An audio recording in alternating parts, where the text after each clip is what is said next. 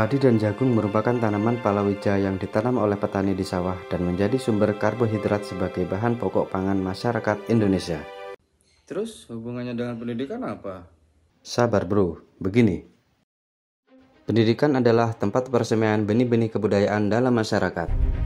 Ki Hajar Dewantara memiliki keyakinan bahwa untuk menciptakan manusia Indonesia yang beradab, maka pendidikan menjadi salah satu kunci utama untuk menggapainya. Pendidikan menciptakan ruang bagi murid untuk bertumbuh secara utuh agar mampu memuliakan dirinya dan orang lain, atau merdeka batin dan menjadi mandiri atau merdeka lahir. Kekuatan diri atau kodrat yang dimiliki menuntun murid menjadi cakap mengatur hidupnya dengan tanpa diperintah oleh orang lain.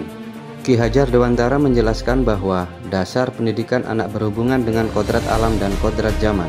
Kodrat alam berkaitan dengan sifat dan bentuk lingkungan di mana anak berada, sedangkan kodrat zaman berkaitan dengan isi dan irama.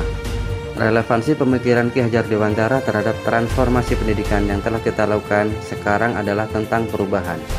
Pendidikan itu harus menghargai keunikan, karena itu juga pendidikan itu harus memerdekakan. Biarkanlah masing-masing anak bertumbuh dan berkembang sesuai dengan kodrat alamnya, sesuai dengan potensi, bakat, minat yang terbentuk dalam dasar dirinya. Kita sebagai pendidik hanya mendampingi, membimbing, dan mengarahkan yang murid butuhkan untuk menuju masa depan sesuai dengan kodrat zamannya.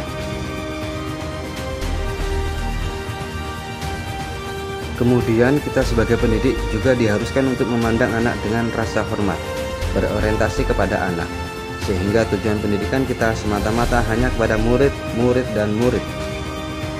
Kita sebagai pendidik tidak punya tendensi atau kepentingan apapun selain melihat murid tumbuh dan berkembang sesuai kodratnya menuju keselamatan dan kebahagiaan. Dalam menuntun laku dan pertumbuhan kodrat anak, Ki Hajar Dewantara mengibaratkan peran pendidik seperti seorang petani. Anak seperti biji tumbuhan, anak-anak bagaikan bulir-bulir jagung yang ditanam di sawah. Bila biji jagung ditempatkan di tanah yang subur dengan mendapatkan sinar matahari dan pengairan yang baik, maka meskipun biji jagung adalah bibit yang kurang baik atau kurang berkualitas dapat tumbuh dengan baik. Pendidik itu menuntun, bukan menuntut.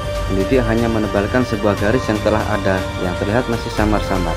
Tugas kita sebagai pendidik menebalkan dan mempertegas alur garis mengikuti irama garis tersebut, dan menjaga garis tersebut supaya tidak keluar dari jalurnya.